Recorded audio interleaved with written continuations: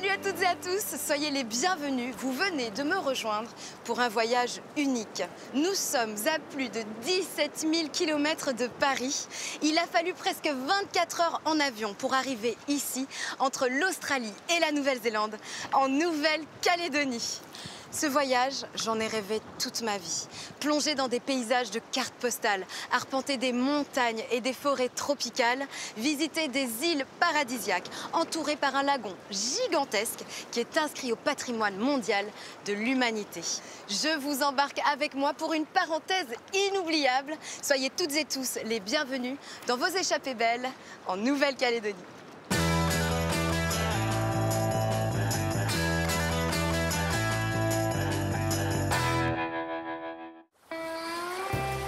C'est vrai, en Nouvelle-Calédonie, Ça y est, on est déjà noyé dans le bleu là. le bleu se décline à l'infini. Donc là, Antoine, on part avec toi à la rencontre des requins que tu protèges. Voilà, c'est ça. On arrive les poissons! Mais comme Tiga, Tu vas avoir le plaisir de voir vraiment une autre configuration de la Nouvelle-Calédonie. laissez-vous surprendre.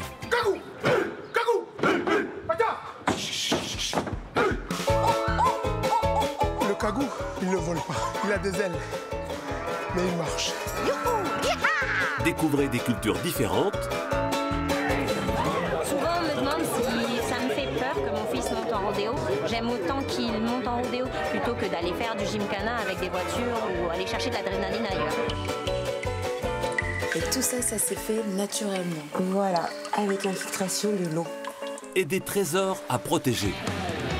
Quand on reste face à la nature, notre humilité, notre petitesse d'humain, en tout son sens, je reste, moi, tous les jours comme un enfant. Merci beaucoup. C'est moi qui vous remercie pour votre confiance. Côté plage, La magie de mes sculptures, c'est l'île qui me la donne. Le temps, il s'arrête. ou côté montagne, Avant, le mot fatigue, je ne connaissais pas trop, mais maintenant, je commence à connaître, grâce au handball. le voyage peut commencer.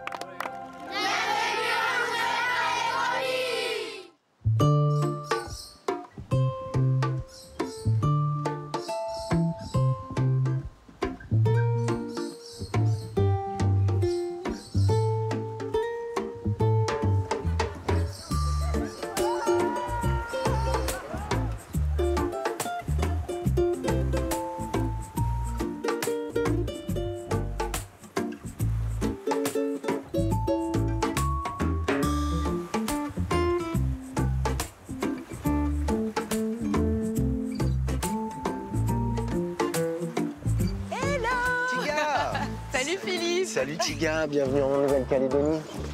Merci Le beaucoup. voyage s'est bien passé? Bien écoute, j'avoue que c'est un peu long, mais quelle belle récompense d'être là. Je suis déjà complètement dépaysée alors qu'on est en ville, à Nouméa, la capitale de la Nouvelle-Calédonie. Complètement. Tu l'as dit, la capitale, parce que la particularité de la Nouvelle-Calédonie, c'est un pays d'outre-mer. Donc c'est un pomme, complètement. Et donc Nouméa, c'est la plus grande ville francophone d'Océanie. Il y a près de 200 000 habitants. Ça regroupe 70% de la population de la Grande Terre. Et elle mesure combien cette grande terre? 450 km de long. D'accord. Et donc toi, c'est ici, à Nouméa, que tu as décidé de venir t'installer. Exactement. J'ai repris un restaurant totalement atypique. Et j'aimerais bien t'y amener pour déjeuner à midi. Ça t'intéresse? Bah bien sûr, je te suis. Allez. Entrons dans Nouméa.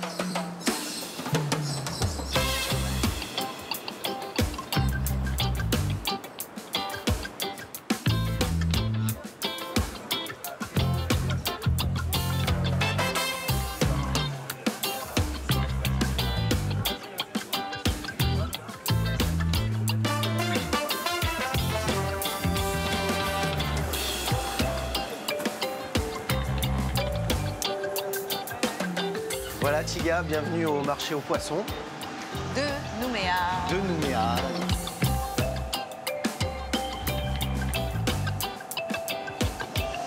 Mais qu'est-ce que c'est que ce monstre? Alors ça, c'est de la famille des loches, ce qu'on appelle un petit peu le mérou en Méditerranée, en Atlantique. C'est la merloche. Tu peux avoir des poissons qui font le triple de ça. Bonjour, je suis là. Philippe. Ça va aujourd'hui? Bah bien, merci, et toi? Il y a du poisson un petit peu?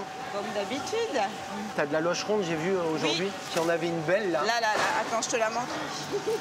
C'est impressionnant. C'est impressionnant. Et je peux pas la porter, c'est trop lourd. Si tu peux me la faire enfiler, je vais prendre une saumonée également. Une saumonée? La saumonée qui est un poisson incontournable. Vraiment, dans le lagon, c'est vraiment très fin. C'est le poisson en fait qui me sert à faire aimer le poisson aux gens qui n'aiment pas le poisson. Ah. Ce qui fait qu'on va bien manger. Oui.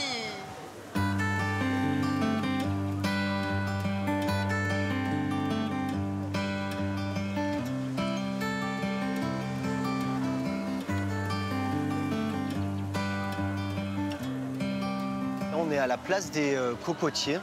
C'est très central dans la ville de Nouméa. Et c'est un endroit très culturel où il y a des concerts, il y a le marché de Noël, il y a beaucoup de choses qui s'organisent ici. C'est un point de ralliement un petit peu des jeunes et puis des moins jeunes aussi également. Et quand tu dis que c'est une ville culturelle, il y a des musées, il y a des choses comme ça? Alors tu as ici le centre culturel Djibaou, un musée qui met en avant le patrimoine culturel kanak. Et donc c'est vraiment quelque chose d'incontournable quand tu arrives sur Nouméa. Je pense qu'on ne peut ne pas s'ennuyer ici. Exactement.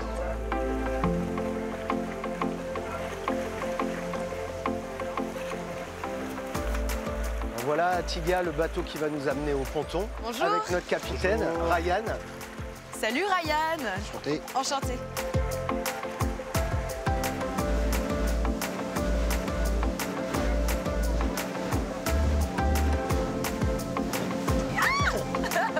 Mais ça y est, je suis baptisée par l'océan Pacifique.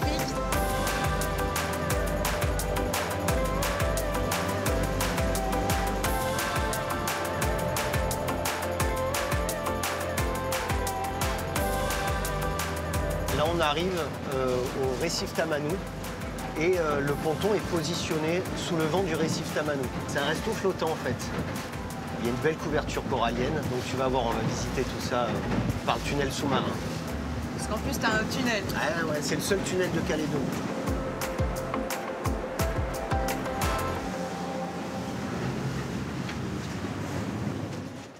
Et voilà, bienvenue à bord. Franchement, c'est très original d'avoir un restaurant flottant au large de Nouméa, dans le lagon calédonien, au cœur de l'océan Pacifique. Exactement, J'adore. on est dans le lagon. Et voilà Seb, je te donne le poisson frais qu'on a acheté avec Tiga au marché. Oui. Donc, Bonjour tu vas Seb. voir. Bonjour, ça va? J'ai Tu es trouvé. le chef Oui, c'est moi le chef. Enchanté Bonjour, Tiga. On espère que t'es Ah, content. bah, splendide, nickel, Ouais. c'est très bien tout ça. Il y a les belles langoustes en plus.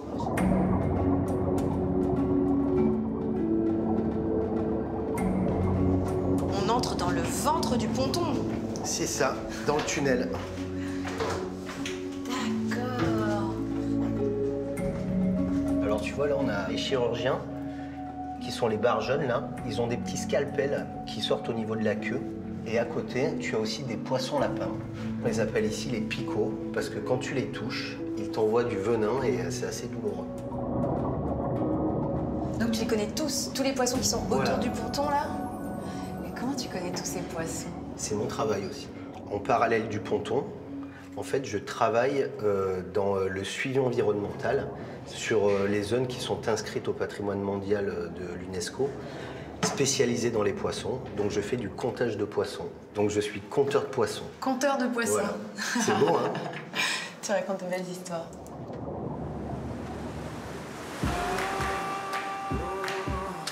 Avec ses 24 000 km², le lagon calédonien, le plus vaste du monde, est un terrain de jeu rêvé pour tous les amateurs de sport nautique. Que ce soit sur ou sous la surface de l'eau, chacun peut y pratiquer la discipline qui lui convient, quel que soit son âge. À Nouméa, le sport fait ainsi partie du quotidien, comme pour Benjamin, qui conjugue les métiers de kinésithérapeute Tu me dis quand tu pleures. et de windsurfer professionnel. Pas si mal, hein, celui-là. Ouais.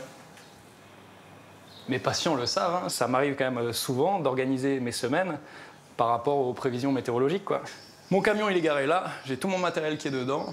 Du coup, je sors du cabinet, je regarde, il est 1h02 et à 1h07, je suis sur la plage, en short, en train de préparer le matériel.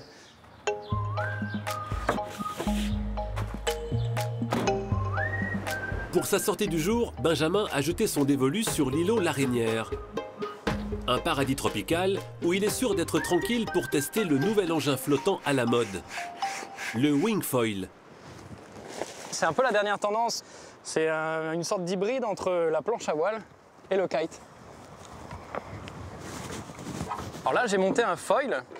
Un foil, en fait, tout simplement, c'est un petit avion en carbone qui permet en fait de faire voler la planche à voile.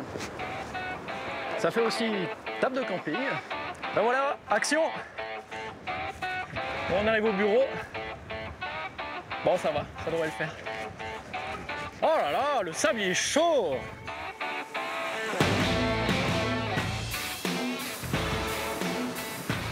Malgré les apparences, Benjamin est bel et bien au travail. Après ces années de compétition, il a démarré une carrière de testeur de matériel pour divers fabricants. Le lagon est donc un peu son bureau d'études, sur lequel les prototypes de foil qui lui sont envoyés sont passés au crible.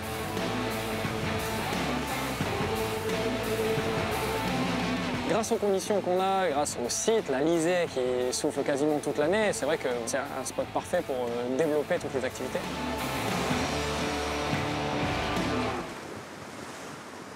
Le terrain de jeu, il est 365 jours sur 365. Et donc c'est vrai que être en short toute l'année et avoir du vent ou des vagues toute l'année, c'est quand même un sacré luxe.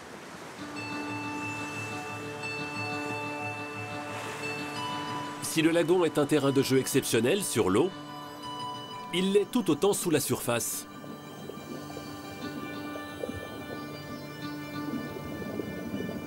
La Nouvelle-Calédonie est en effet un haut lieu pour la pratique de l'apnée.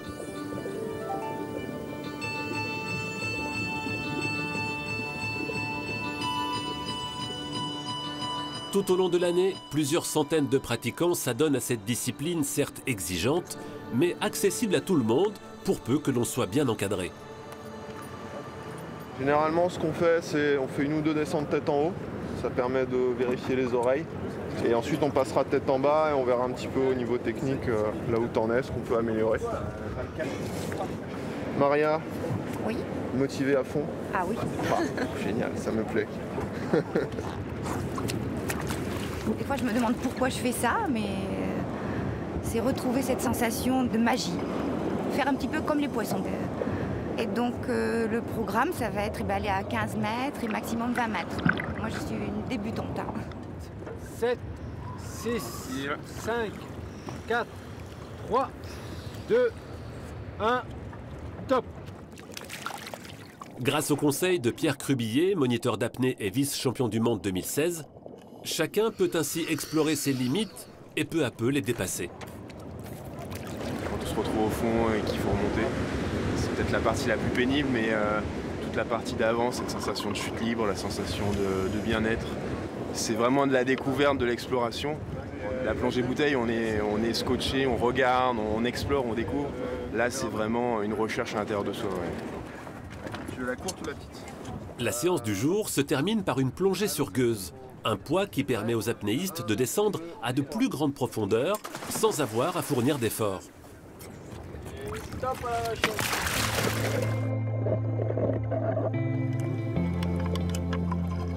Bien qu'elle puisse paraître élitiste, l'apnée peut être pratiquée à tout âge. En Nouvelle-Calédonie, on compte déjà près de 500 pratiquants.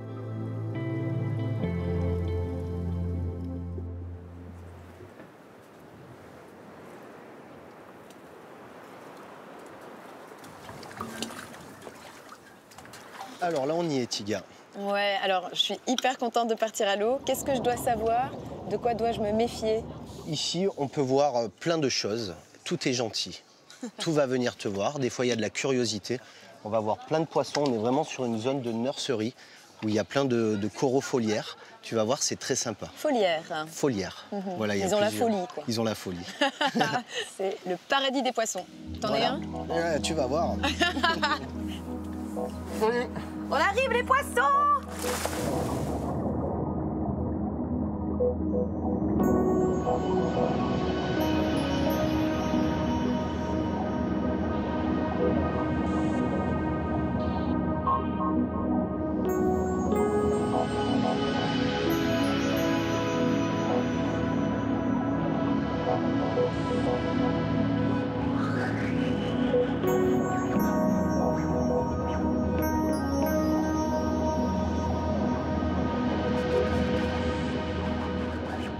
Ça, c'est une crinoïde. C'est de la famille des étoiles de mer.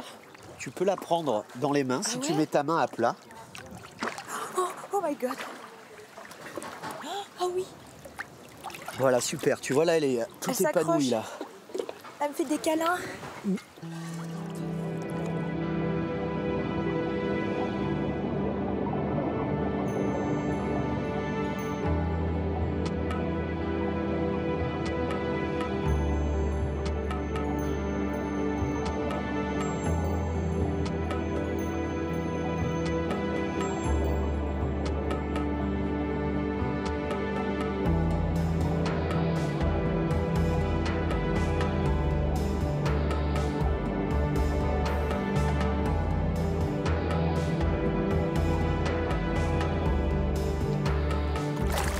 Waouh, Tiga, t'es super aquatique. Hein.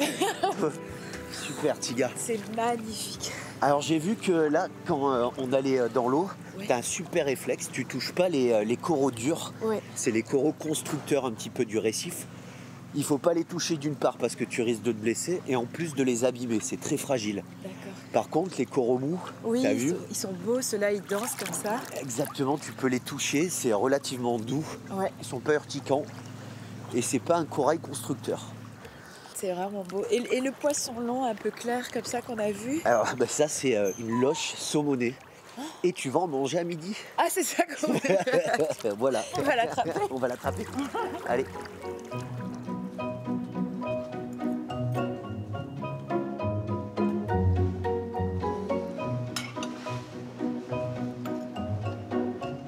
Ça te plaît? Ah oui, on pourra féliciter Seb. Hein. Ouais. C'est que tu pars sur les îles Loyauté. Tu vas avoir le plaisir de voir vraiment une autre configuration de la Nouvelle-Calédonie. C'est ça, c'est cette diversité qui est magnifique. Et il y a tout ce côté un petit peu mythique en Calédonie et culturel qui est très fort et qui tourne autour de la coutume. Est-ce qu'on peut dire qu'il y a un peu de magie? Il y a complètement de la magie. Chaque île Loyauté, chaque endroit, chaque tribu, chaque personne que tu rencontres, ici, si tu es ouvert d'esprit et que tu veux bien entendre ce qu'on te dit, tu peux vraiment faire des beaux voyages. Les gens ont vraiment des belles choses à dire et à raconter. À ta santé. Allez, à ton voyage. Cheers, merci beaucoup.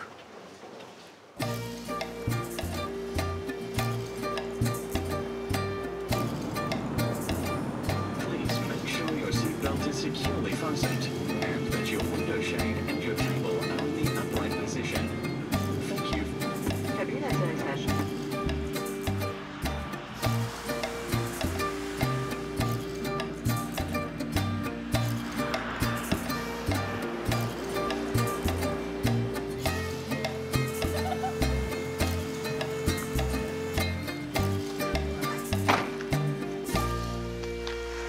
Bonjour. Bon, vous avez passé la journée là à jouer? Il n'y a pas école aujourd'hui? Non, il n'y a pas école? Oui, il n'y a pas. Donc vous profitez? Le week-end. J'aime bien ton t-shirt. Il y a quoi dessus? Kanaki Yai. Et le drapeau qu'il y a là, c'est le drapeau kanak? Il est beau ton t-shirt, j'espère que je vais trouver le même. Ça, c'est la pêche du jour? Ouais. Ça, c'est une aiguillette. On l'a attrapé juste là, là-dedans. Ah non, mais il bouge encore. Il est beau, ce poisson. Et ça, tout ça, ça se mange? Oui. Bon, ben j'espère que la pêche sera bonne, en tout cas. Salut les garçons. Merci. Bonne journée.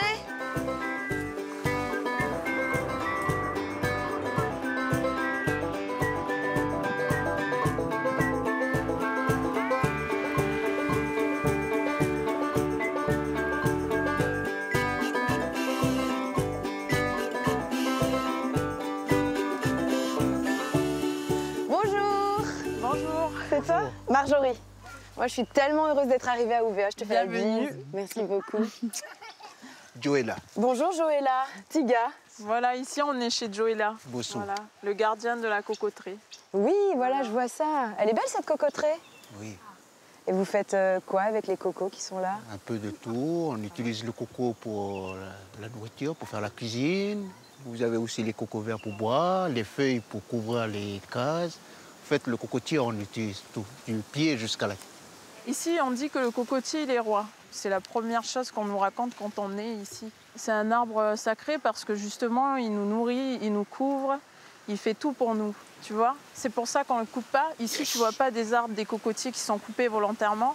Soit c'est le vent qui l'a fait tomber, ou soit il a vieilli et il est tombé tout seul, tu vois, comme celui-là. D'accord. Tous ces bois sont récupérés, il n'y a pas d'abattage volontaire. Toi, tu es sculptrice sur bois. Voilà. C'est ton métier. Voilà. Ici, tu as l'aubier. C'est ça qu'on appelle l'aubier. Voilà. Ce qu'on appelle l'aubier dans tous les arbres, c'est la première peau qui enveloppe le cœur. Et la zone marron, c'est le cœur. Voilà. Et toi, tu sculptes entre le cœur et l'aubier, c'est ça? Voilà, c'est ça.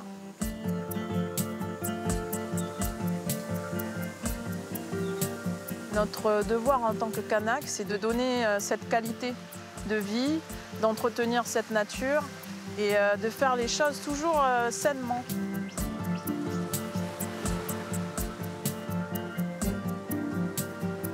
Ah, c'est l'heure où le soleil nous dit bonsoir. C'est ça. Là, ça y est, c'est l'instant magique de la journée. C'est pour ça que j'aime bien vivre ici. Le temps, il s'arrête.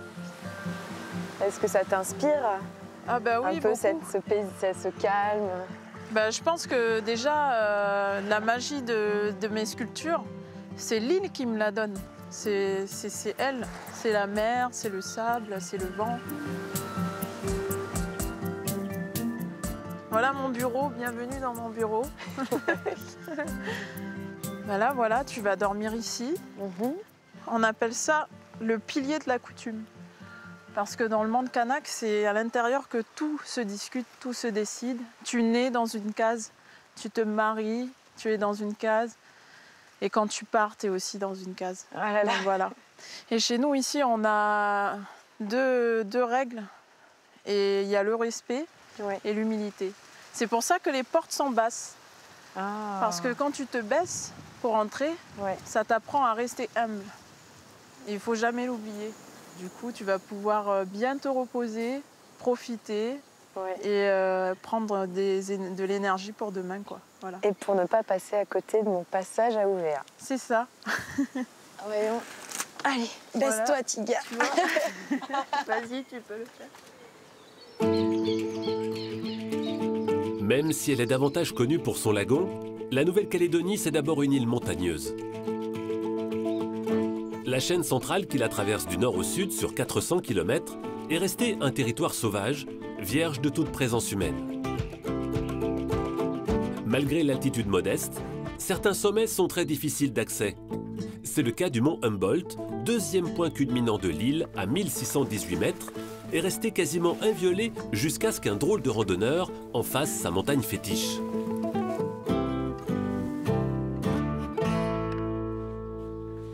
Alain Houdan, c'est le vagabond du Humboldt. Voilà 40 ans qu'il y traîne ses guêtres. À 82 ans, il l'a gravi 104 fois. Ça, c'est la coupe que mes collègues qui m'ont accompagné au mont Humboldt pour la 100e ascension m'ont offerte. Et puis, ça, c'est la bouteille de champagne que l'on a débouchée là-haut pour la circonstance. Pourtant, la montagne s'est longtemps refusée à lui. Alain et ses amis ont dû s'y reprendre à 4 reprises avant d'atteindre le sommet.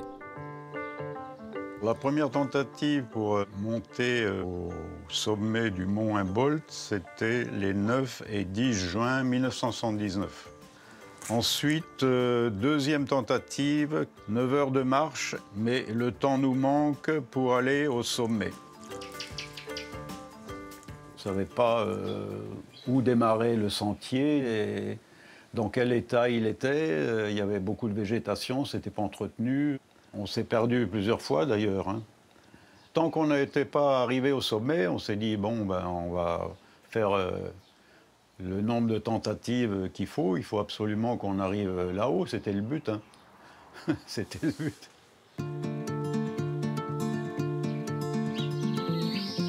En 40 ans, Alain aura guidé des centaines de randonneurs sur ce sentier qu'il a lui-même tracé et entretenu année après année. Un travail de titan dont il est particulièrement fier.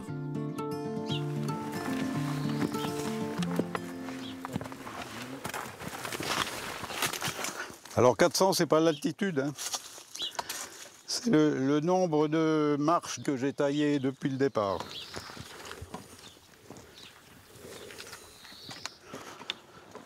Bon voilà, donc nous sommes au sentier Houdan que j'ai baptisé de mon nom puisque j'estime avoir suffisamment travaillé et passé des centaines d'heures sur ce chemin pour l'améliorer, pour le mettre en bon état pour les randonneurs. Bon, on continue. L'ascension du mont Humboldt demande 2 jours à un randonneur expérimenté. La première étape doit mener le groupe jusqu'au refuge après 6 heures d'une marche soutenue.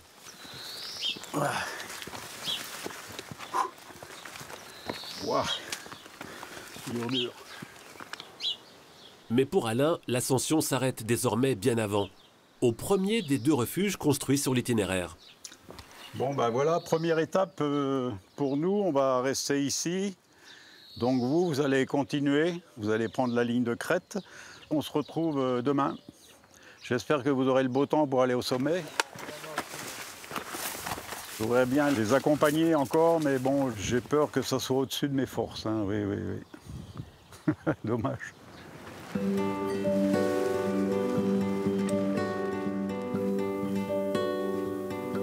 La soupe du randonneur, la soupe du soir.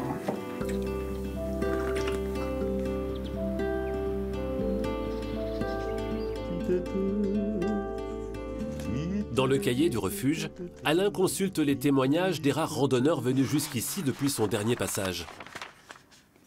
Pas un nuage, légère brise, oui, d'accord. Réveil difficile, ah bon. Ce soir au menu, ce sera fondue savoyarde. Eh ben voilà, c'est bon ça. Ces témoignages sont à l'image de la faible fréquentation de la montagne calédonienne.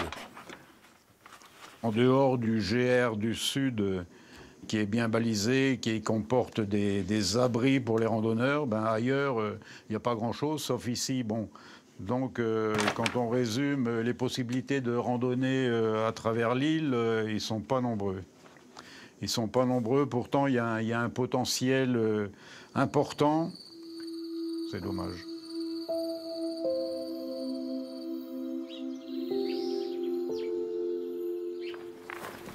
Le lendemain, Alain guette le retour des grimpeurs du Humboldt.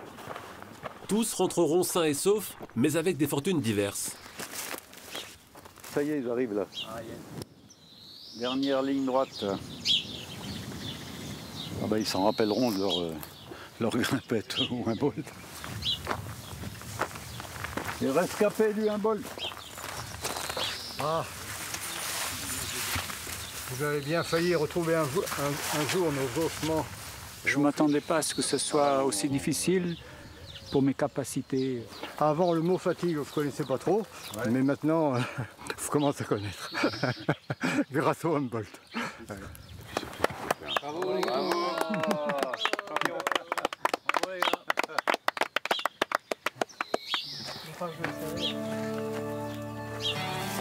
Pour Alain et ses compagnons, il est l'heure de rejoindre la vallée.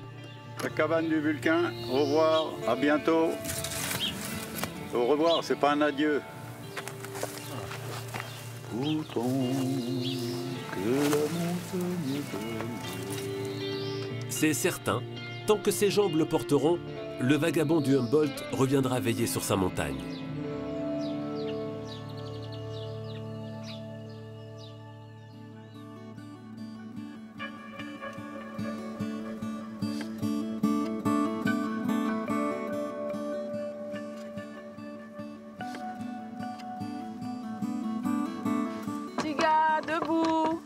C'est l'heure. Coucou. J'arrive tout de suite.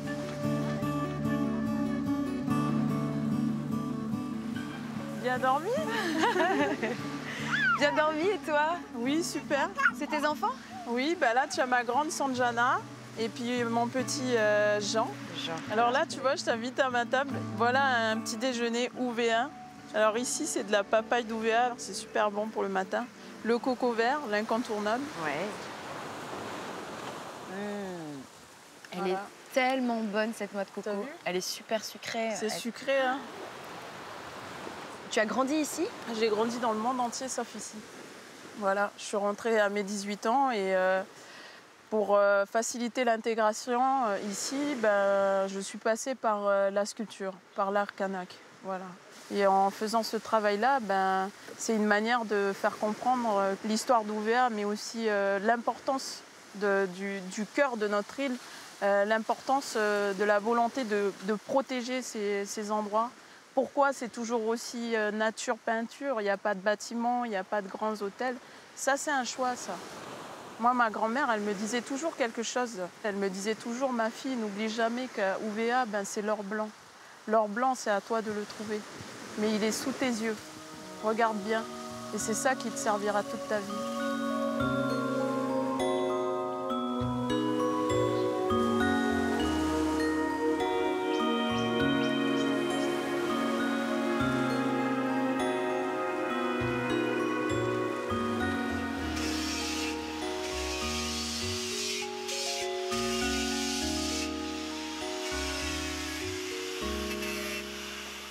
Déjà, comme ça, je le trouve magnifique. Hein. Déjà, la tortue, ici.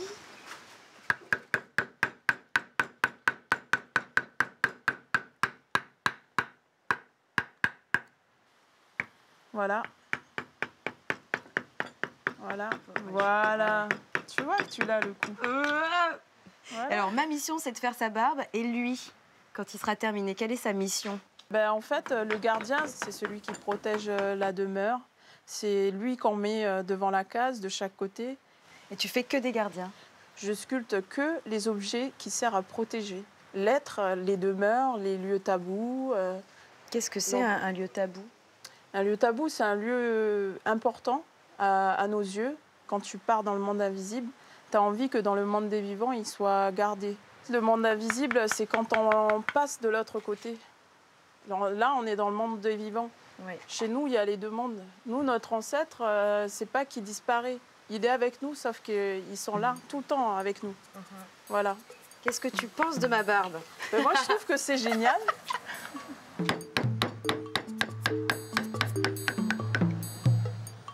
Voilà, tu vois, là, il est presque fini.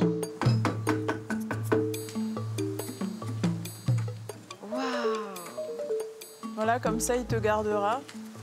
Je vais l'appeler Jean, comme ton fils. Ça me touche. Oui, parce qu'il est vraiment adorable, ton fils. Il est super doux, super gentil. Oh là là. Tu vas me faire pleurer. Non. Donc là, qu'est-ce qui reste? Il est terminé? Là, il n'y a plus que le ponçage. Donc, j'en ai pour un petit moment. Donc, ce que je te propose, c'est, en attendant, tu peux aller te balader et puis je le finis. Ça marche. Alors, je te laisse, Jean. Merci Marjorie. Merci à toi. C'était un moment magique. Merci beaucoup. À plus tard.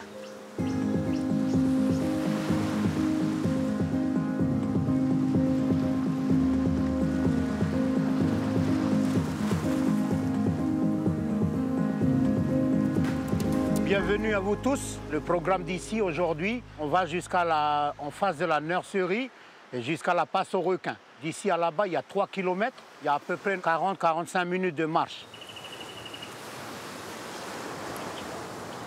Donc là, Antoine, on part avec toi à la rencontre des requins que tu préserves, que tu protèges. Cet endroit-là, c'est un endroit très particulier, un endroit vraiment où on doit respecter cet animal. Nous arrivons en paix et avec beaucoup de respect. Voilà. Tu as un amour particulier pour les requins? Oui, j'ai un amour particulier parce qu'il est au-dessus du bout de la chaîne, donc de la chaîne animalière.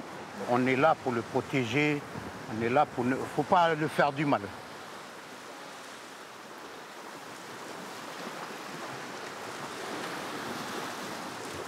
Vous avez un petit requin citron là qui passe ici là. Mais où ça? Là, il remonte le courant. Devant, là. C'est un petit requin. Non, Moi, je suis pas très tranquille parce que je sais que le requin représente vraiment quelque chose pour toi, Antoine. Oui. Toi, tu as grandi avec. Oui. Mais moi, tu vois, j'ai été traumatisée par exemple, certains films, certains reportages, un peu l'actualité. Oui. Comment tu fais pour pas avoir peur, toi? Ben, il faut croire, c'est tout. Si jamais tu as fait du mal à un requin, tu ne le respectes pas, oui. C'est normal qu'un jour, il ne va pas te respecter.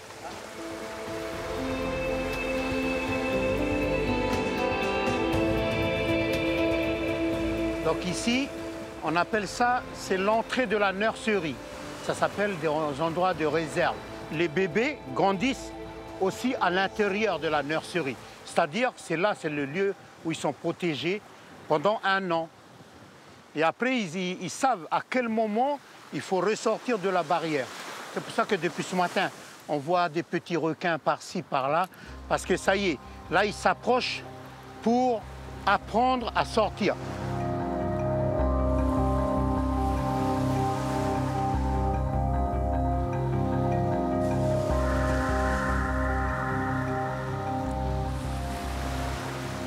Tu as vu monter l'eau ici, tu as vu les dunes disparaître. Toi, personnellement, ça te fait quoi? Eh bien, on est très touchés. Ce petit joyau que je vois ici qui va disparaître, on ne sait pas s'il va disparaître totalement ou petit à petit, on ne sera plus là.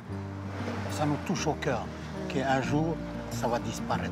C'est vraiment magique, cet amour du coup que tu as pour ton environnement, pour les animaux, pour la nature, que tu respectes. C'est quelque chose que tu as appris ou c'est inné comme ça chez les Kanaks? On a appris, mais c'est inné aussi, c'est dans le sang. C'est-à-dire qu'on est né avec ça. Le vent, c'est des éléments qui parlent tous les jours, ils nous parlent. Mais il faut que nous, des fois, on s'arrête et on essaie de tendre l'oreille, de bien écouter. C'est quoi le message qu'ils nous envoient? C'est les yeux qui regardent et c'est l'oreille qui écoute.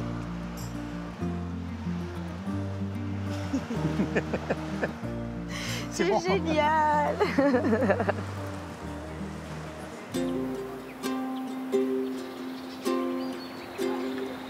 Dans les boutiques de souvenirs de Nouméa, il est partout. Sur les t-shirts, les mugs, les paréos et même sur les billets de banque. Le cagou, c'est l'emblème de la Nouvelle-Calédonie. Cet oiseau endémique de l'île a même donné son nom aux sportifs calédoniens. Les cagous, vous êtes là? Est-ce que vous êtes là? Oui! Attention! Faut que vous! Cagou! Cagou! Pour faire bonne mesure face aux danses guerrières pratiquées dans les autres pays océaniens, l'Axe Vedjem a imaginé le Tchap Kagou, une sorte de haka local que tous les sportifs calédoniens doivent désormais interpréter lors des compétitions internationales.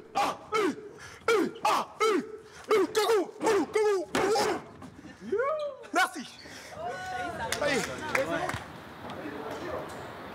C'est une danse guerrière très intense. Et vous voyez, tel que je suis vraiment essoufflé. Le cagou, il ne vole pas. Il a des ailes, mais il marche. Qu'il faut le faire voler vers le monde international. Donc aujourd'hui, ce cagou marcheur devient coureur de médailles. Le cagou vit dans les zones reculées de la Grande Terre et pour avoir une chance de l'observer dans son environnement naturel, le plus sûr moyen est encore d'accompagner celui qui le connaît le mieux.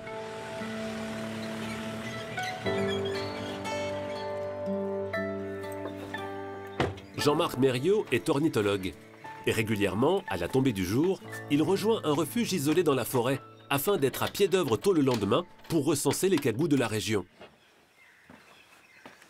Voilà, ici nous sommes au refuge des ornithologues, hein, le refuge Yves Le Tocard, qui est mon prédécesseur, et donc qui a travaillé toute sa carrière à étudier les cagous, de 1984 à 2006 environ, date à laquelle il est parti à la retraite.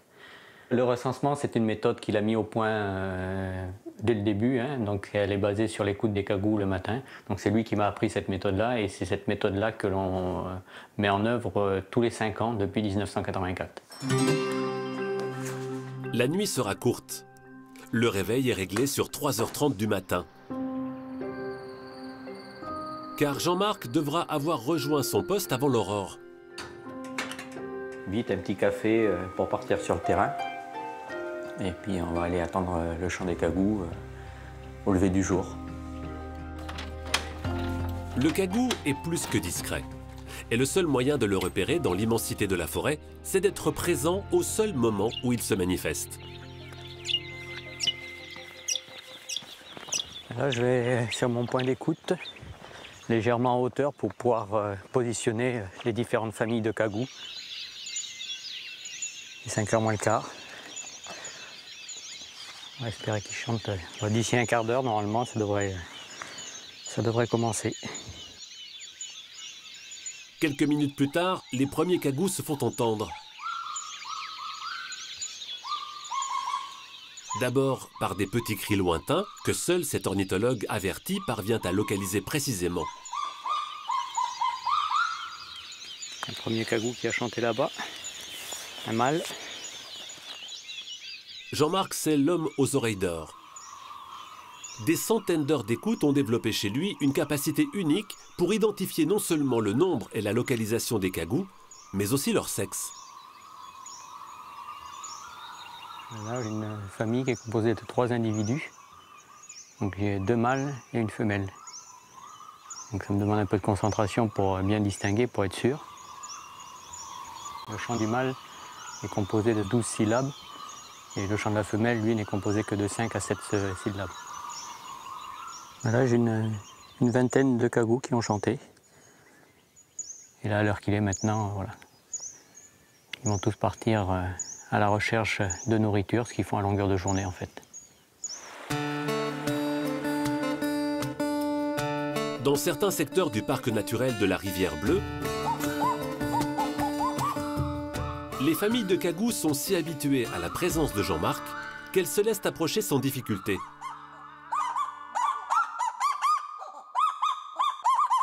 Ce comportement peu farouche a pourtant bien failli causer leur perte. C'est un oiseau qui vit au sol. À l'origine, il n'a pas de prédateurs. Hein. Tous les prédateurs qu'il a aujourd'hui sont des animaux introduits, hein, que ce soit les chiens, les chats. Un seul chien ici dans la forêt, dans la journée, il peut décimer 10-15 cagous, ne serait-ce que par jeu, quoi. Un peu comme un chien qui rentrerait dans un poulailler, quoi, en fait.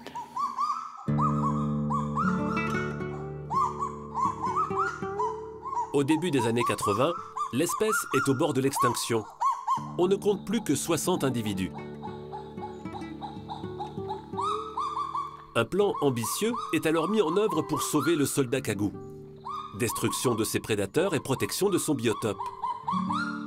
Aujourd'hui, le cagou semble tirer d'affaire puisque le dernier recensement fait état de 800 individus, soit une population multipliée par 15 en 30 ans.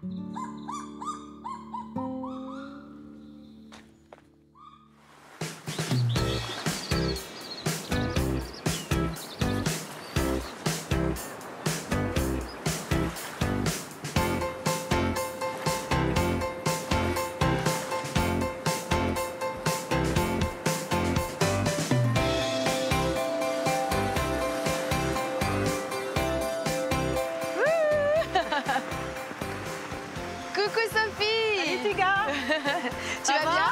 Je peux te faire un bisou comme ça? Oui. Je t'ai fait la surprise de venir te chercher avec mon cheval. Magnifique, il est beau. Comment il s'appelle? Avlinx. Avlinx. Je vais t'amener au gîte Le Chératov. Oui. À Poé, là où tu vas passer la nuit. On y va? Oui. Allez. Ah, je m'étais imaginé courir à côté de toi. Je me suis dit, mais pourquoi pas, ça m'aurait fait faire du sport. Oh, quand même. Bon, alors aujourd'hui, il y a un petit peu de vent. Oui. Mais par contre, demain, ça va être au top pour ton vol en hydravion. Oui. Oui. C'est avec Olivier, c'est ton mari? C'est avec Olivier, mon compagnon. Ton compagnon? Voilà. C'est top, quoi. Vraiment, je me suis dit, ce lagon, depuis que je suis là, il me fait rêver. Autant le voir du ciel, quoi. C'est ça, voilà. Donc c'est vraiment extraordinaire. Ouais.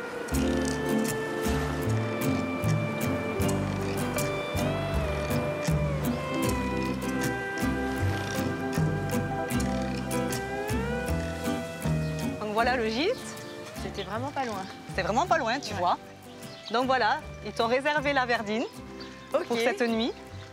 Je pense que tu vas bien passer la nuit, tu auras la vue sur le lagon, tu verras. C'est très bohème. Voilà, c'est mignon, hein? Ouais.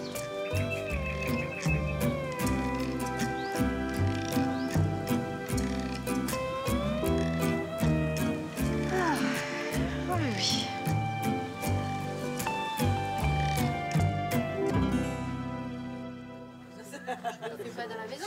Je passe pas dans la maison. Andrea, oui, sa nouvelle Ah, il est noble. Ah bah Marion, ça fait pas. Ils sont bons, hein. J'ai hâte de goûter, je crois que j'ai jamais goûté. Hein. Ouais. Le cerf de Nouvelle-Calédonie. Il y a beaucoup de cerfs ici, en Nouvelle-Calédonie. Je crois qu'ils ont considéré qu'il y avait 2 cerfs par habitant, pratiquement. D'accord. On a une population de 500 000 cerfs, en gros, et qui causent des gros dégâts. Oui, dans le coin, là, tout le monde chasse. Pratiquement, oui. Sur la oui. côte ouest. Alors Tiga, est-ce que tu es prête pour ton vol de demain? Ah oui, je suis plus que prête. Je suis venue à Poé juste pour ça, C'est vrai. vraiment. Ouais. Écoute, ici c'est la piscine de la Calédonie. Tu vas voir, on va survoler un site extraordinaire de bleu turquoise. C'est un moment unique qu'on va partager ensemble. Oui, vraiment, vraiment. Merci Olivier. C'est un plaisir. J'ai tellement hâte. J'ai hâte.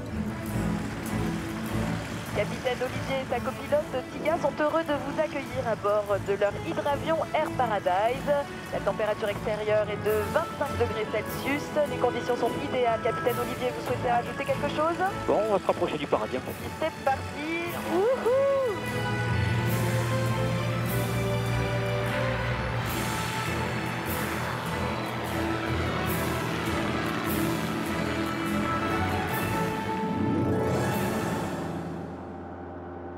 Ça y est, on est déjà noyé dans le bleu là. Ouais.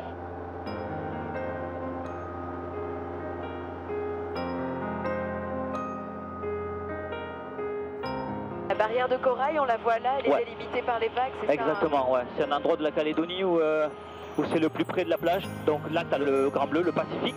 Tu as une première marche à 25 mètres. Et ensuite, après, ça descend à 200 mètres. On appelle ça le tombant. C'est très impressionnant de voir comme les couleurs peuvent changer. Ouais. Ce bleu ciel et tout d'un coup, ça devient bleu foncé.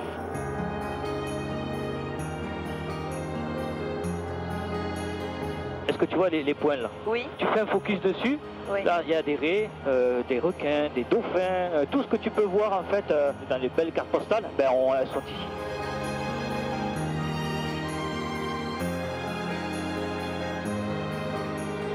Là, t'as une. Regarde, tu vois la raie là, grise là, regarde avec la queue là. Tu la vois? Non, non. Là, juste dessous là. Gris bleu, Ah oui, les raies diables. magnifique.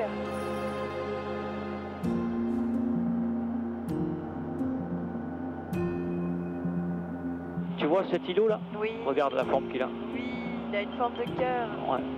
C'est un cœur un petit peu étiré, mais c'est notre cœur à nous. Et là, tu peux nager jusqu'à la barrière de corail sans crainte, hein? Pas toute seule. D'accord, ok. Ouais, il y a quand même des gros vilains. Il y a des tigres de 4 mètres, donc si t'es à plusieurs, ouais, ça pose pas de soucis. Ah, il y a des requins tigres Ouais, là, ouais. qui rentrent dans le lagon. Ouais.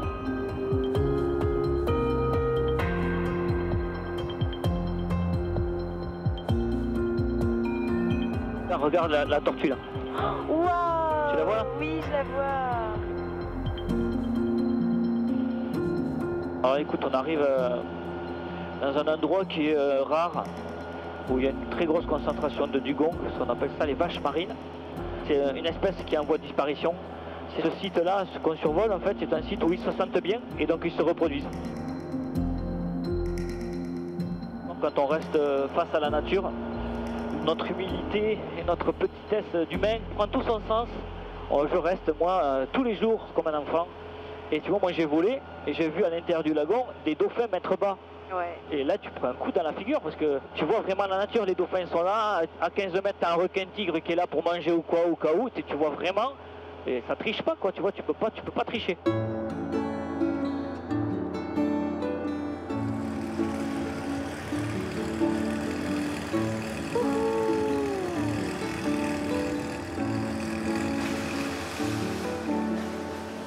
Merci Olivier. Tu parles, je suis pour rien.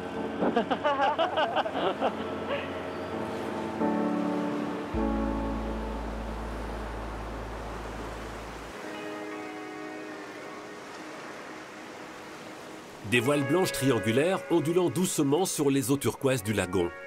Sur l'île des Pins, les pirogues à balancier font partie du décor depuis des lustres.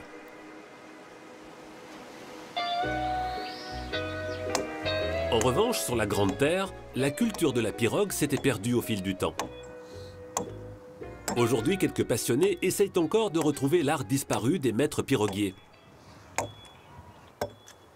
À Goro, sur la côte Est, Christian Vama se souvient encore de ce jour de 1993 où, à l'occasion d'une course entre l'île des Pins et la Grande Terre, des dizaines de pirogues ont accosté sur sa plage. Ce qui m'a marqué, c'est tous les pirogues qui étaient alignés ici.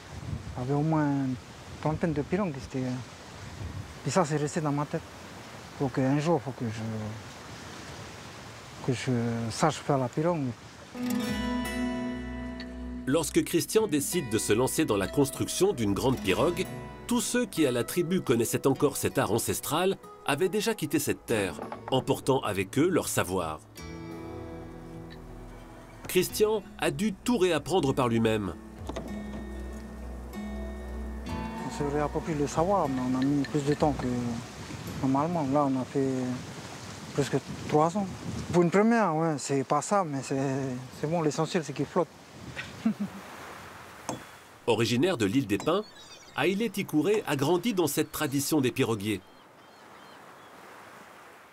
Il vient aujourd'hui admirer le travail de Christian, qui après des années d'efforts, a réussi à construire sa pirogue à balancier, la première que la Grande Terre ait vue depuis des décennies. Ouais, un peu de réparation. Ah, c'est des petites fuites embouchées avant la fin de la mer. Ça m'a fait plaisir quoi, de voir que les frères ici, ils étaient désireux de reconstruire, de se réapproprier le savoir.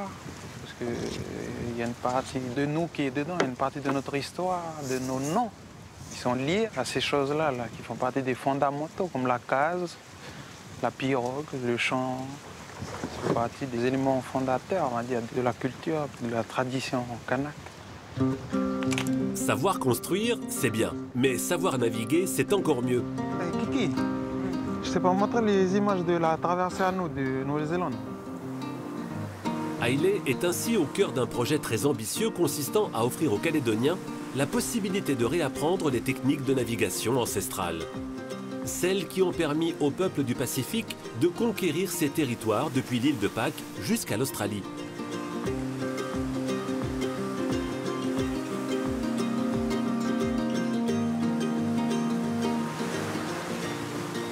Il y a 1 an de ça, j'ai été formé à la technique de navigation en haute mer.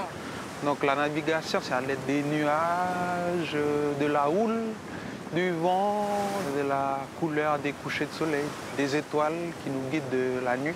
Là, j'ai eu la chance de le mettre en pratique là, durant une traversée entre Aotearoa et Vanuatu.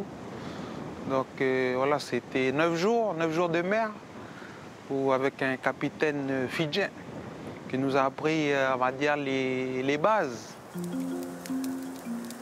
Haïlé souhaite qu'un jour, son travail profite aux jeunes Kanaks, souvent tiraillés entre le monde moderne et leur société traditionnelle.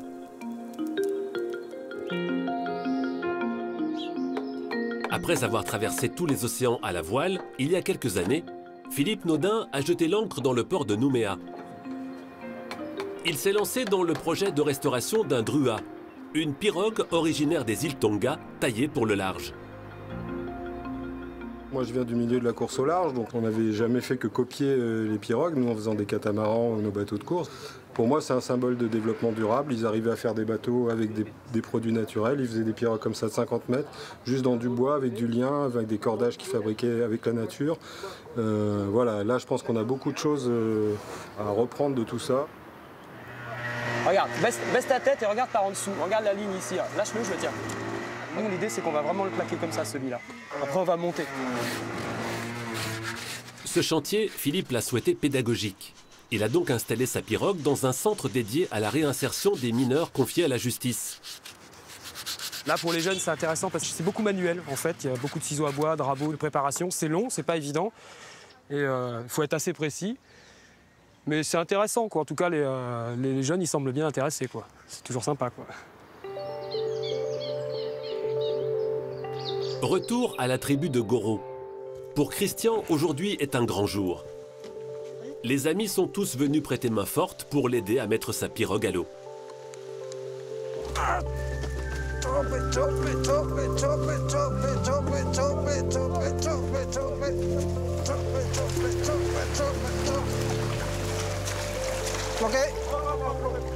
Christian voit enfin son rêve se réaliser. Sa pirogue est prête à prendre la mer, même s'il lui faudra d'abord apprendre à la maîtriser et à naviguer. Mais d'ores et déjà, le pari est gagné. L'espoir peut renaître dans tout le pays. C'est toute notre culture, c'est ce qui permet de se souvenir que nos ancêtres, c'était des voyageurs. Ça permet de dire que c'est possible. Si Christian il y arrive, c'est que c'est possible aussi pour les plus jeunes. Ça va donner de l'espoir déjà dans tout le pays. Et là, ben, c'est reparti. Là. C'est bien, quoi. Là. Moi, je suis ému.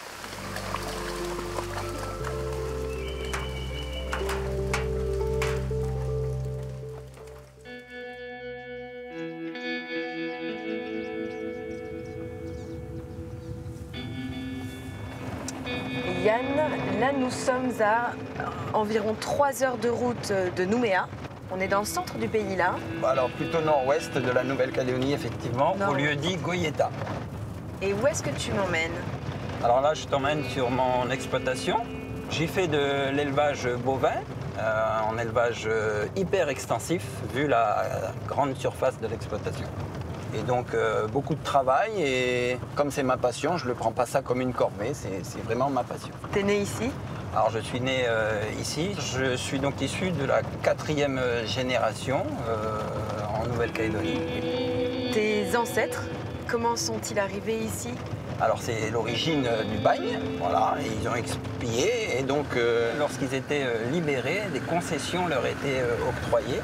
D'accord. Comment on vous appelle? Ça peut être les caldoches. Alors certains n'aiment pas ce terme, ils le pensent péjoratif. Moi je l'assume complètement, ce terme de caldoche.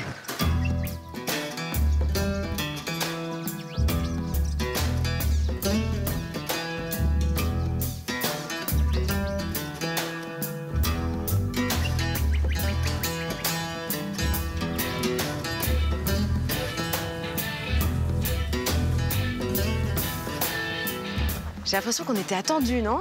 Oui, alors attendu par mes 2 garçons et un copain qui vont nous accompagner cette journée. Alors les garçons, je vous présente Tiga qui est en voyage. Salut Men. Salut Thomas. Jérôme. Salut Jérôme. Très heureuse de vous rencontrer. Tout de suite, je vous propose de partir rassembler le bétail. Alors Tiga, en compagnie de Jérôme, dans le buggy. Et moi, je prends le quad. Ok, génial.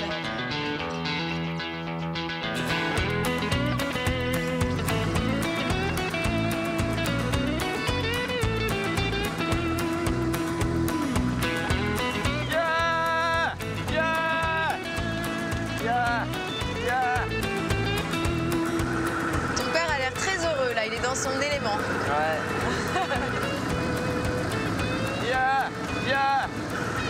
Est-ce que vous partagez la même passion? Oui, bah, il m'a amené depuis petit, du coup bah, j'y ai pris goût. C'est bien ça. Je pense pas que je serais capable d'aller vivre à Nouméa du jour au lendemain, quoi. Je peux pas. Ouais. C'est ici que je souhaite continuer à vivre.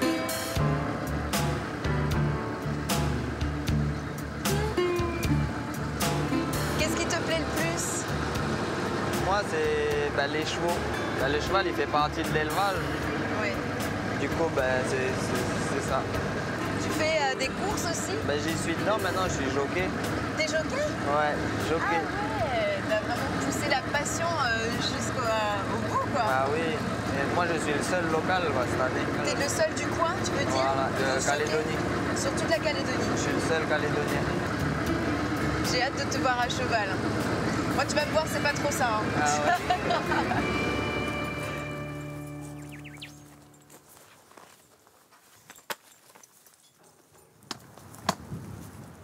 C'est celui-ci qui va être mon cheval? Oui. Pour vous accompagner? Oui. Il est beau, hein? Comment il s'appelle? Yulan. Bonjour Yulan. Moi, je m'appelle Tiga.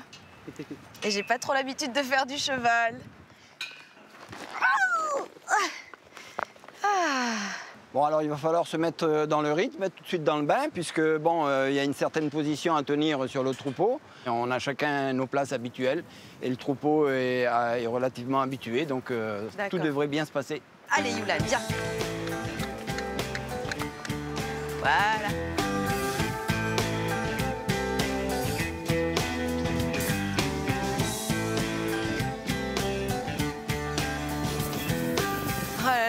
Je me sens bien là, les gars. Alors, c'est pas les grandes expéditions de l'Ouest, parce qu'on va pas loin.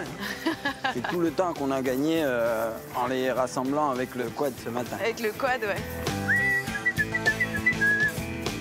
Allez, allez, allez. Hey, hey. Youhou, riha! Hey, hey, hey, hey, hey. Hey, hey, hey, hey. Hey. Ah. Ça se passe bien? Oui, alors là, le troupeau va se mettre à un point de rassemblement avant qu'on les redirige vers le carré. On va les reprendre ensuite. Ah, allez. D'accord. Yeah, hey, hey, yeah. Allez, allez, allez. Allez, allez, allez, allez. Allez, allez. Hey, hey, allez, la fille, allez. En route. En route. Hey, hey, hey, hey, hey. Hey, hey, hey. Allez. Allez, hey, hey. Allez, allez. Allez, allez, hey, hey.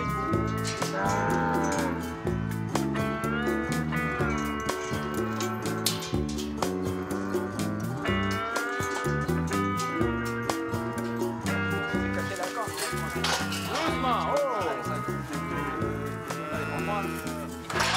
Allez, allez, allez. Allez, laissez aller, laissez aller. Oh, c'est bon. Ferme, on prend les deux là. C'est bon.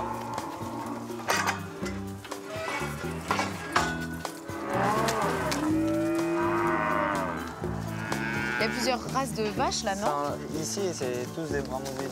C'est quoi des bramousines? Bah, c'est des taureaux limousins qui ont été croisés avec des brahmanes. Et l'inverse, c'est des taureaux brahmanes avec des vaches limousines. Les brahmanes, ça vient d'Inde, c'est ça, non? Voilà, c'est ça.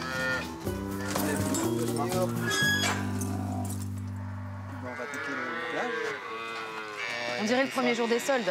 Là où tout le monde se bouscule. Ouais, il y a beaucoup là. T'arrives à en vivre, Yann? De ça? Ouais. Bah, j'ai une double fonction, mais on peut en vivre. C'est-à-dire, t'as un autre métier? Alors, je suis directeur d'école.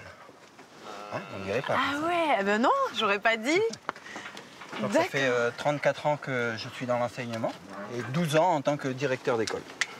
Donc, vraiment, l'élevage bovin, c'est ta passion? C'est une activité secondaire et une passion en même temps. Eh ben, moi, je m'attendais pas à rencontrer des cow-boys en Nouvelle-Calédonie. Mais c'est chouette. Cow-boy, c'est un bien grand mot. Hein. On a un autre style de vie, mais on est assez proches. Comment vous vous appelez alors? On pourra dire les Calédo-boys. Il y a une chanson sur le territoire qui est... Qui dit ça? Ça donne quoi? Alors là, je saurais pas te la chanter. Les Calédo-boys, les enfants du Caillou. Et on est né à Coimbourg. C'est ça? Il a trafiqué un petit peu. Lui.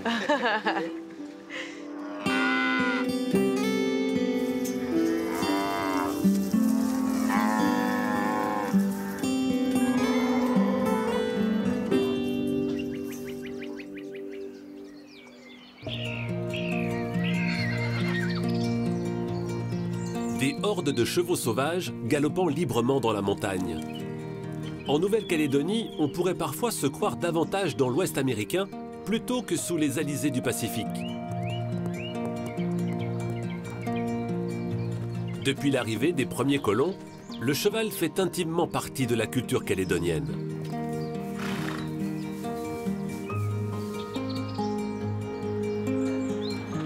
Et le long de la rivière d'Embéa, il n'est pas rare d'assister à ce spectacle. Un homme et son cheval prenant le bain ensemble.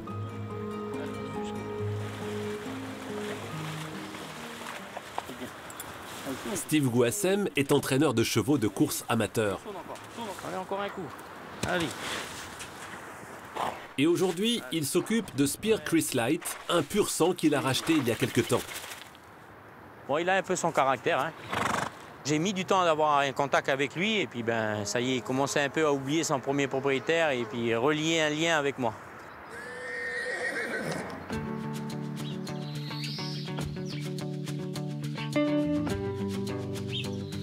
Chez les Gouassem, le cheval est une passion partagée par tous. Marie-Hélène, la maman, et Logan, le fiston, vibrent eux aussi pour la course hippique et ne comptent pas leur temps pour soigner et entraîner les chevaux de l'écurie familiale. Ah mon fils, tu fais 2 tours de trot et puis 3 tours de quinter. Hein? Là, ma fille, là, c'est bien mon bébé, c'est bien. Mais désormais, le nouveau dada de la famille, c'est le rodéo. C'est bon? Logan change donc de monture pour s'entraîner en vue du grand rendez-vous à venir. Ça, c'est une idée des Australiens quand ils sont venus faire une formation en Calédonie.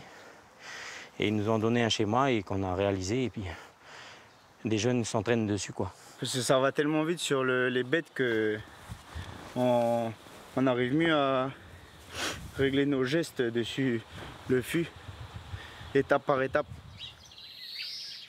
Malgré son jeune âge, Logan est déjà très expérimenté. Voilà 3 ans qu'il pratique cette discipline exigeante et dangereuse. Cette année, il est même en tête du championnat calédonien. J'ai un avantage, c'est que je suis jamais stressé. Je ne peux pas mélanger la peur et le rodéo. Si vraiment la peur prend le dessus, il ne faut pas en faire parce que c'est à ce moment-là que tu risques de te blesser ou tu as moins de réflexes que quand tu es à 100% de toi.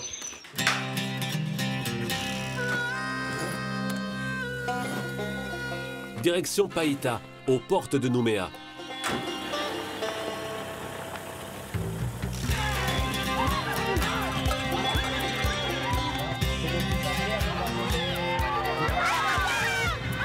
Logan doit participer au dernier rodéo de la saison organisé à l'occasion de la traditionnelle fête du bœuf.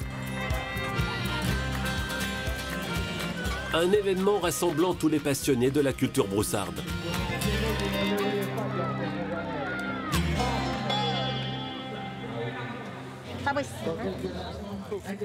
Dernière obligation avant d'entrer en scène, le contrôle d'alcoolémie.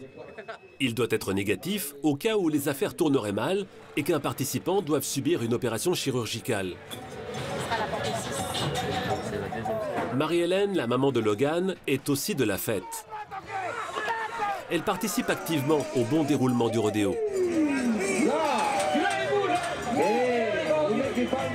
En général, dans la famille Gouassem, on fait les choses en famille. Souvent, on me demande si ça me fait peur que mon fils monte en rodéo. Non.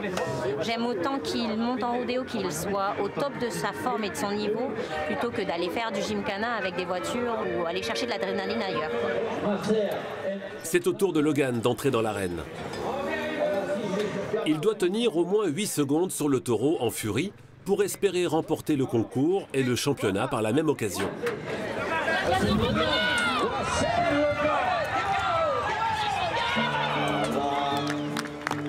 Logan n'aura tenu que 4 secondes. Une déception pour celui qui espérait conclure la saison en apothéose. J'ai pas fait la montre que j'espérais faire, mais comme j'ai dit, là je sors avec tout le monde et je suis entier. Du coup c'est bon. Victoire ou défaite, peu importe. Chez les Gouassem, la vie quotidienne continuera d'être rythmée au pas des chevaux.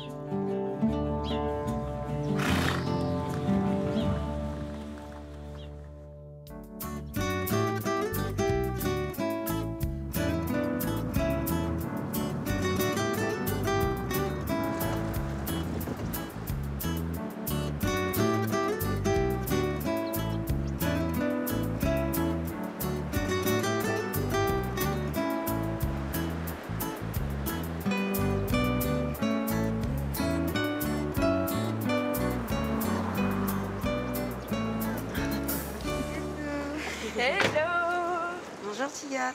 Coucou Justine.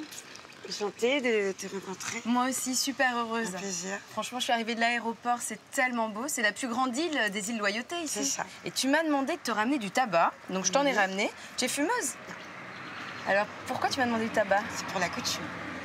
Qu'est-ce que c'est que la coutume? C'est un rituel pour être accepté dans ma culture. D'accord. Donc, ça consiste à offrir du tabac? Voilà. Un tissu et une monnaie. Et voilà. à qui on va faire ces cadeaux? Alors, la grande chefferie. Super. Et ben, donc là, c'est une amie à toi qui coud des robes? Voilà, Louise, elle s'appelle. Louise. Bonjour. Bonjour Pascaline. Bonjour. Tiga. Louise. Salut Louise. Bienvenue à Wadid Couture. Justine va me faire rencontrer le chef, voilà, le grand chef de la chefferie, pour essayer d'être intégré, accepté chez vous. Est-ce que tu aurais un tissu Ah ouais, justement, il m'en reste un. Ah, il est beau, avec des hibiscus. Est-ce que ça va plaire au grand chef? Oui, c'est déjà ça. Voyons un petit peu ce qu'il y a ici. Elle a le choix, là. Ouais, hein. Elle a des belles robes, en plus. Ça, toutes les robes, là, c'est toi qui les as faites? Oui. C'est des robes traditionnelles kanak? Oui.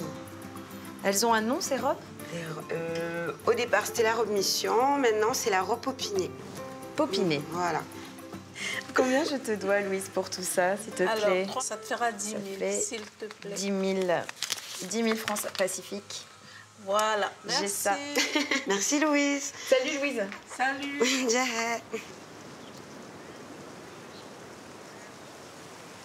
Alors, Tiga, nous arrivons encore dans un lieu sacré où tu vas pouvoir faire ta coutume. D'accord. C'est la grande chefferie. C'est la grande chefferie. Tu as le grand chef du district de Gaïcha. D'accord. Alors, la porte d'entrée, Tiga.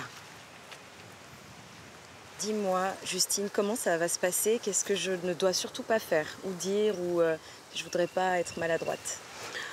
Ben, tout d'abord, tu arrives devant la porte, comme une porte quand on vient d'entrer. Tu te rabaisses, toujours par humilité et respect, et tu présentes ta coutume. Il faut que je lui parle? Oui, ouvre-lui ton cœur. Il est là pour toi, il t'attend. N'aie pas peur. Alors, déchausse-toi. Oui. Avant. Et baisse-toi.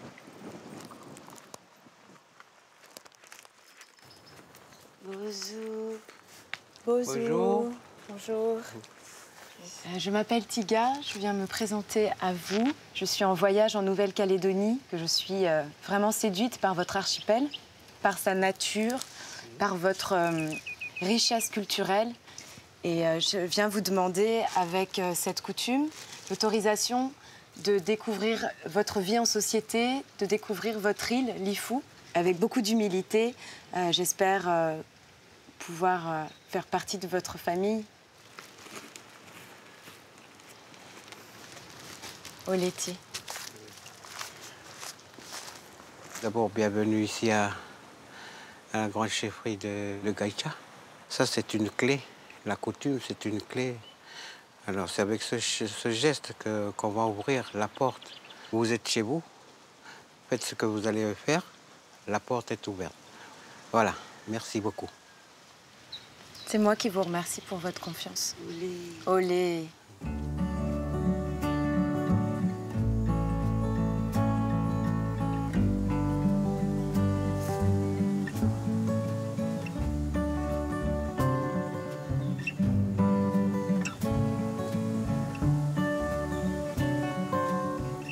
Est-ce qu'on a tout? On va prendre les palmes, d'accord? Parce qu'on a besoin de palmes pour pouvoir bien flotter avec les combis aussi, dans l'eau douce. Des lampes, surtout des lampes, parce qu'à l'intérieur, il fait noir. C'est l'obscurité totale. Justine, il faut vraiment que tu me dises où est-ce qu'on va. Exactement. On va dans ma belle grotte qui appartient à la famille, c'est sur nos terres, mais aussi à la tribu. Maintenant, tu as été acceptée dans la famille. Donc maintenant, je vais te faire découvrir un autre monde de chez moi. Génial. Est-ce qu'on est prête?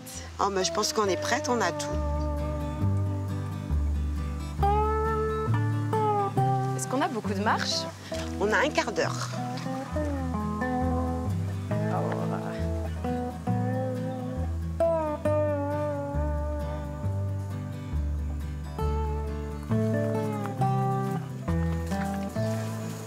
Des langues de bœuf, parce qu'elles ressemblent à des langues de bœuf.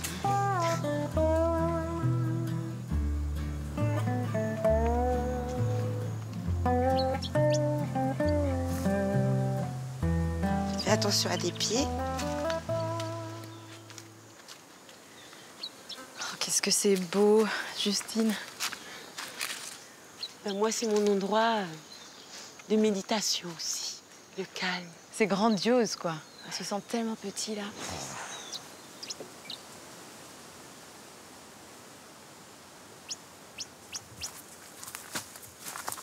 Attention, toi, tu vas pieds nus, toi. Oui, j'ai l'habitude. Waouh, elle a l'air claire, l'eau. C'est de l'eau douce. C'est trop beau. Donc tu vois, hein, pareil, on parlait de corail, ça qui a été formé déjà il y a des millions d'années sous l'océan. Et avec les mouvements des plaques tectoniques, tu vois, hein, tu as les piliers qui sont déplacés. En fait, le calcaire a formé des stalactites. C'est ça. Et avant, avec l'érosion. Tu aimes ce que tu fais? Ah, j'adore. Pourquoi? Parce que je m'en lasse pas de la nature. Hein, donc c'est un plaisir pour moi de faire découvrir mon patrimoine et en même temps de sensibiliser les gens de l'extérieur et aussi, déjà, avant tout, les gens de mon île sur l'environnement, car on se bat beaucoup sur l'environnement et la pollution. Et là, tu vas partager avec moi ton trésor. Oui. L'eau est fraîche? L'eau est fraîche. Ça va, Tia? Ça va aller.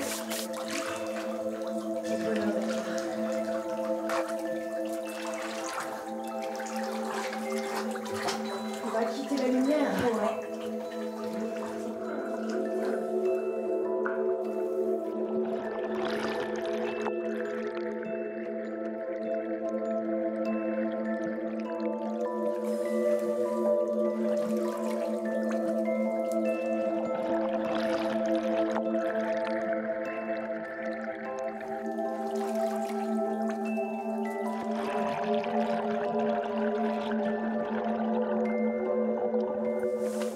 Attention, tu mets les pieds, d'accord?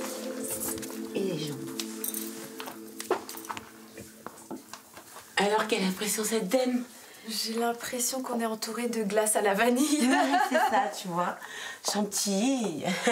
On est dans une pâtisserie, dans une viennoiserie. Alors, Tia, oui. Regarde, tu as ces belles draperies. Et tout ça, ça s'est fait naturellement. Voilà. Et ça a été créé comment? Avec l'infiltration de l'eau. Tu arrives jusqu'ici. D'accord. D'accord? Donc, tu vois, c'est propre, c'est blanc. Donc, c'est dû aussi à la pureté de ce qu'il y a au-dessus. Sinon, ça pourrait être noir. Noir, voilà, ouais. D'accord, donc ça, c'est un bon indicateur. Voilà, l'environnement est sain. D'accord. Au-dessus. Et il faut que ça continue. D'où ma sensibilisation et la préservation. Et je fais tout le temps. Oui. Au maximum.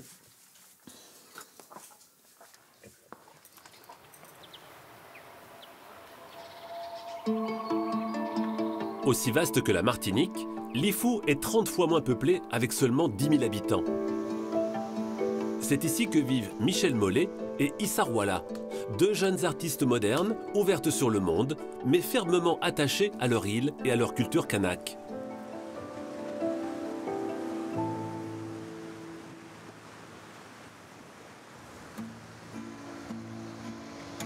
Michel Mollet a grandi près de la baie de Châteaubriand. La plage de son enfance a inspiré quelques-unes de ses compositions, comme cette chanson intitulée « Océan », qui parle de ceux partis au-delà de l'horizon.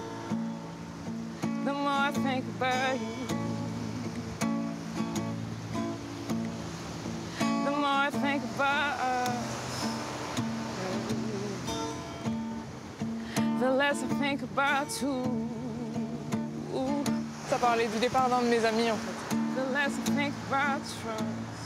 C'est son départ en fait qui m'a inspiré cette chanson et c'est surtout l'image en fait de la mer et l'océan souvent c'est ce qui nous sépare en fait.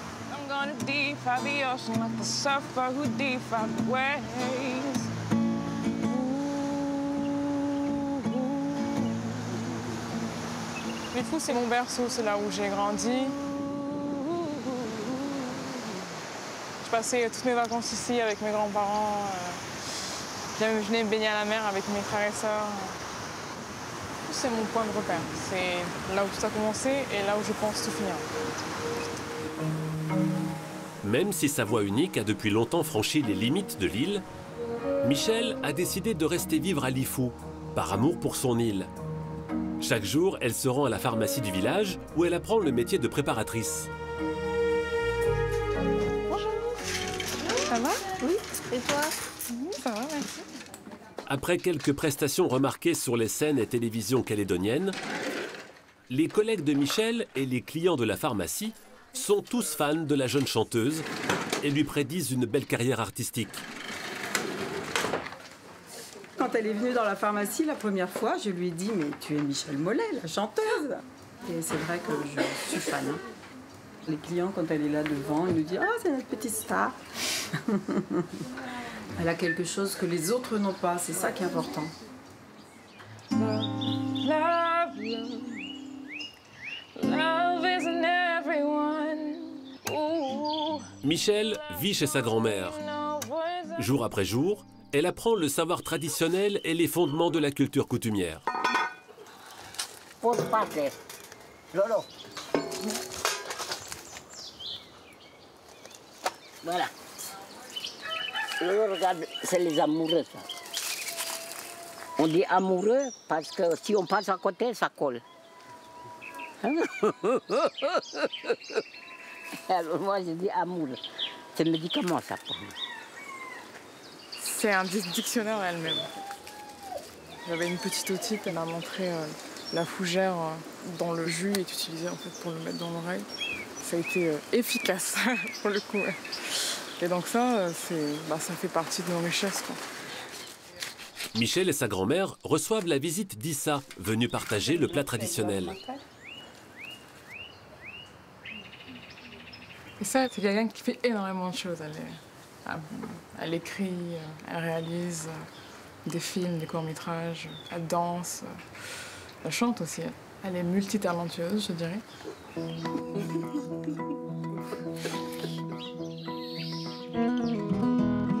Issa Ruala est une écrivaine reconnue en Nouvelle-Calédonie. Et bien qu'elle ait étudié en France, voyagé en Inde, au Canada et dans bien des pays du Pacifique, Issa a toujours ressenti l'appel de Lifou. Ici, je me nourris de plein de choses, mais ce qui est étrange, c'est que il faut que je parte loin pour pouvoir l'écrire. Parce que quand je suis là, je le vis. Volontairement, je pars sur Nouméa parce que je sais que je vais m'ennuyer et donc que je vais écrire. Issa vit elle aussi avec sa grand-mère.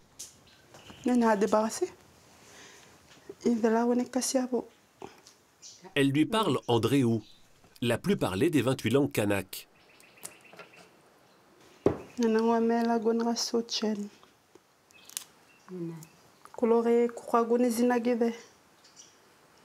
C'est dans cette langue qu'enfant, elle écoutait les histoires pour s'endormir.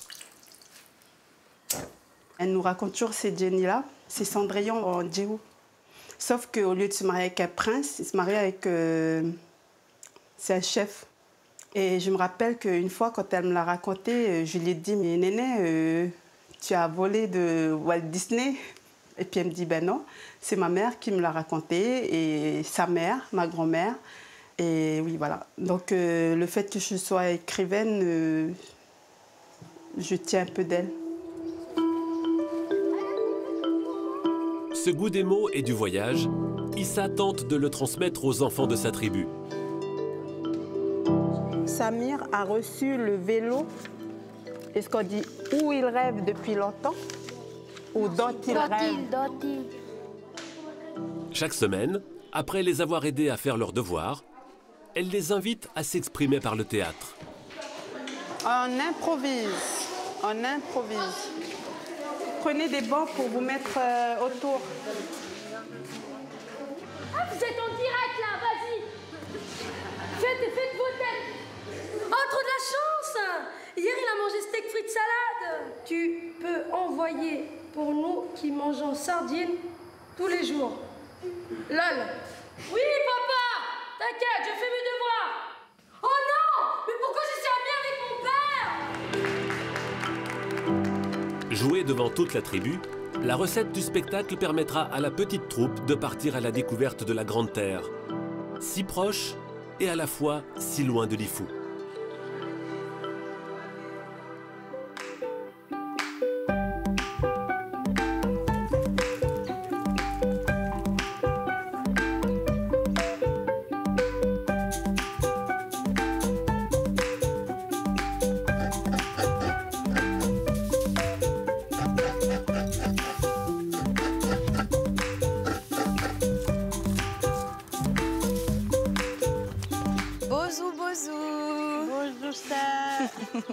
Bonjour les gars, comment tu vas? T'es concentrée? Je suis en train de chasser les mouches qui tournent. C'est ta maman? Oui. Bonjour. Bonjour. Alors moi c'est Tiga. Enchantée. Vous c'est comment? Serra. Maman Serra. Et là tu arrives pour la préparation du bougna. Le bougna, voilà, c'est ce qu'on va manger. C'est un plat traditionnel mélanésien. D'accord. Voilà. Et tout ça est préparé dans une feuille de bananier. Voilà.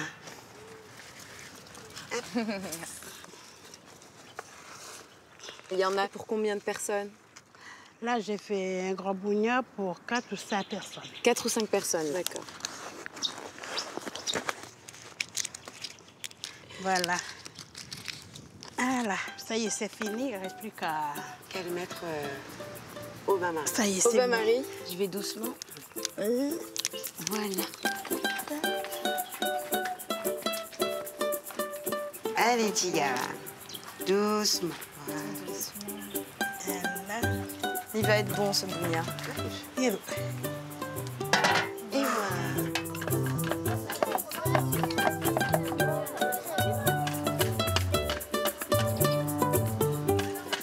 Alors, Tiga, pendant que le bougna est en pleine cuisson, je t'emmène dans une école pour te montrer les danses traditionnelles kanak et de Lifou. Oh, génial!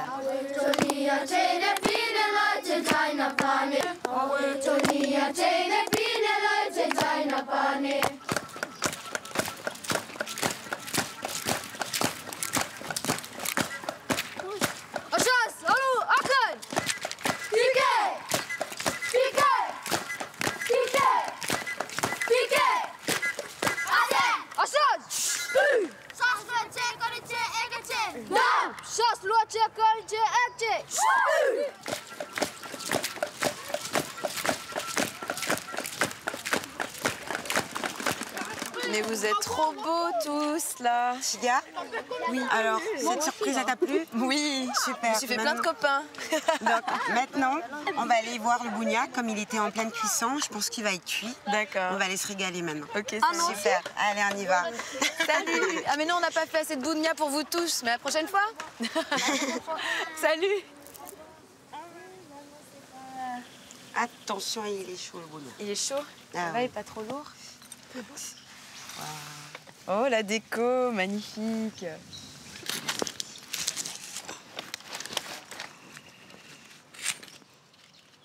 Amen.